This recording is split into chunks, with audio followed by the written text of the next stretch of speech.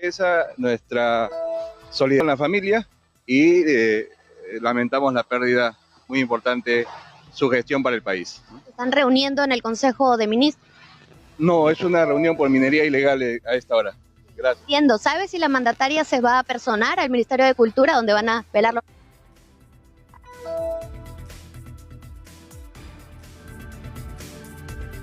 ¿Qué pasó? Bien, Nicolás, entonces palabras del ministro Ángel Manero, quien también es ingeniero agroindustrial y digamos simpatiza de alguna forma con el expresidente Alberto Fujimori, ha señalado además que aún no se sabe si la presidenta Dina Boluarte acompañará el velatorio de Alberto Fujimori o si es que va a enviar algún representante del gobierno. Indicar además que a esta hora de la mañana hay movimiento en la puerta de desamparados de Palacio de Gobierno. Han llegado vehículos oficiales de los diferentes ministerios, como el Ministerio del Interior, Ministerio de Trabajo, Ministerio de Desarrollo Agrario, también de la Presidencia del Consejo de Ministros, y 2 vehículos han ingresado a la residencia de Palacio. Hace unos momentos salió un vehículo negro Lexus, que son estos tradicionales vehículos con los que se desplazan pues los funcionarios públicos, y nosotros vamos a estar al tanto de cualquier movimiento que se registre desde este punto, desde Palacio de Gobierno. Recordemos que no ha habido ningún pronunciamiento todavía desde la Presidencia de la República. Es la información que tenemos en vivo para los 95.5 de la FM en Lima. Exitosa la búsqueda integral Perú. Muchas gracias, Vanessa, por la información. Es decir, en una circunstancia como esta, es decir, ha muerto una persona que ha generado una enorme controversia y que ha cumplido, es decir, más allá de gustos o disgustos de quienes lo quieren y quienes lo aborrecen, ha marcado un hito en la historia nacional.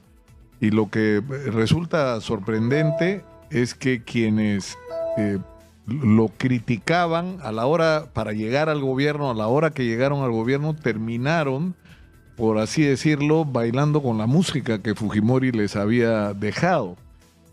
Y esto ha intoxicado mucho el ambiente político.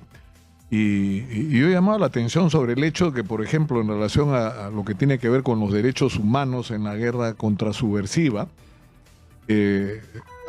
la atención que se ha puesto sobre las violaciones a los derechos humanos ocurridas efectivamente durante el gobierno de Alberto Fujimori, que por supuesto merecen castigo, no han sido tratados con la misma severidad en relación a los gobiernos de Alan García y del expresidente Fernando Belaúnde Terry, ambos fallecidos también.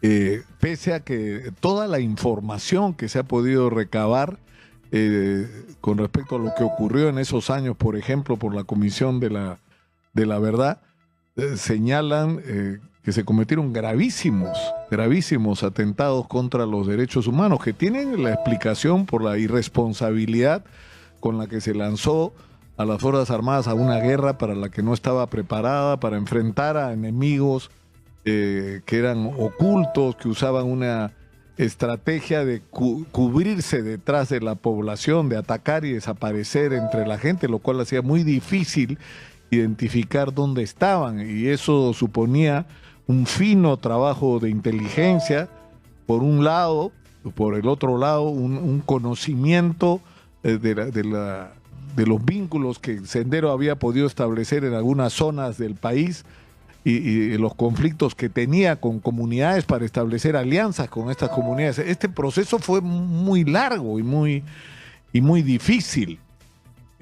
pero seguimos teniendo una visión muy sesgada con respecto a lo que pasó incluso en la guerra contrasubversiva. Es decir, hablamos de violaciones a los derechos humanos y de repente todo el mundo se detiene en el gobierno de Fujimori como si la guerra contrasubversiva no se hubiera iniciado en el año 80. Más bien,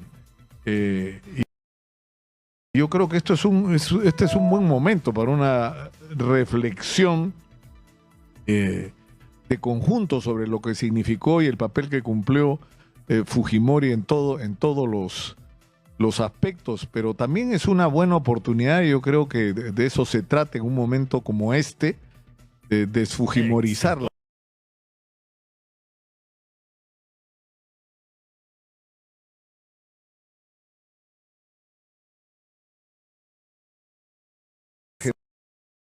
nacional y de salirnos de este clima de tóxico y de odio en el que hemos vivido. Pero eso depende no solo de lo que hagan los enemigos, sino también de quienes han representado de alguna manera el fujimorismo, como Marta Chávez, que está hablando ahorita en San Borja. Adelante, por favor. Más necesitados sus necesidades, sus aspiraciones.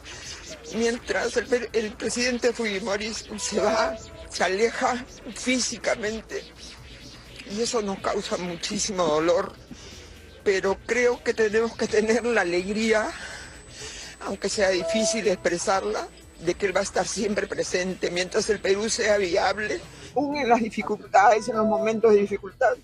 Estará presente con nosotros, inspirando y recordándonos cómo hizo él para levantar al Perú de las cenizas. Ese creo que es el mensaje y el amor con que debemos recordar a nuestro presidente, el ingeniero Alberto Fujimori. Hay que dar gracias a Dios por habernos permitido tener una persona así en las circunstancias más difíciles, y permitir que ahora ustedes y yo y los peruanos tengamos la idea de que somos un país viable, que tenemos futuro. Eso creo que es el... Señora Chávez, ¿cómo se va a reponer el fujimorismo a esta pérdida? Es muy difícil, eso es muy difícil de decir ahora. Creo que es un golpe inmenso para todos los fujimoristas, y no hablo de los que tenemos de alguna manera cierta visibilidad, sino de millones de peruanos en el interior del país que siempre recordaban que era el único presidente que los había visitado, que los había atendido. ¿Cuál fue su último deseo, Marta? Exacto. El presidente, y eso le agradezco a Keiko Fujimori porque ella también fue objeto de incomprensión, el presidente pidió en esta etapa tan difícil de su salud poder activar políticamente, y Keiko le advirtió de todos los riesgos que eso significaba, pero él lo quiso hacer. Exitosa. Pero él lo quiso hacer, y yo sé que pedía a los médicos: permítanme vivir unos años más para solucionar los problemas del Perú. Esa fue su ilusión, y creo que por eso se va así, en paz, porque hasta el último momento él ha dado todo lo que pudo dar. Él quería volver a ser presidente. Por lo menos él quería activar políticamente y seguir apoyando el proyecto que él encarnó y que él ejecutó, que significaba devolverle al país su futuro. Al no poder volver a ser presidente, Keiko Fujimori sería la próxima candidata. Es muy difícil, yo creo que en estos momentos eso no es lo más importante. Correcto. Gracias.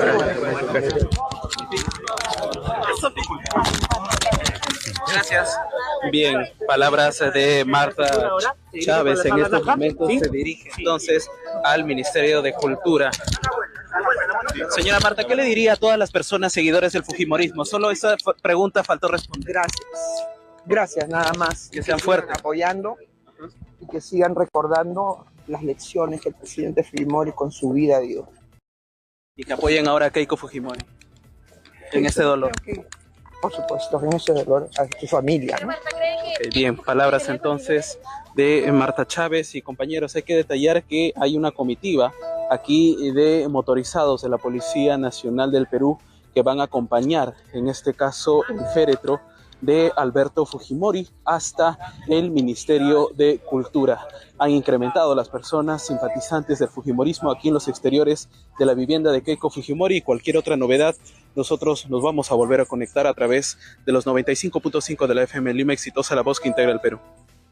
Muchas gracias, Omar, por el reporte. Marta Chávez ha sido, sin ninguna duda, un personaje emblemático del fujimorismo durante muchos años, y una protagonista precisamente de esta gran polarización. Pero yo creo que este es un momento en que hay que tratar de serenar los ánimos, aunque las respuestas basta leer las primeras planas de los diarios o revisar la manera como se está dando la cobertura al fallecimiento de Alberto Fujimori, para entender que estamos lamentablemente lejos de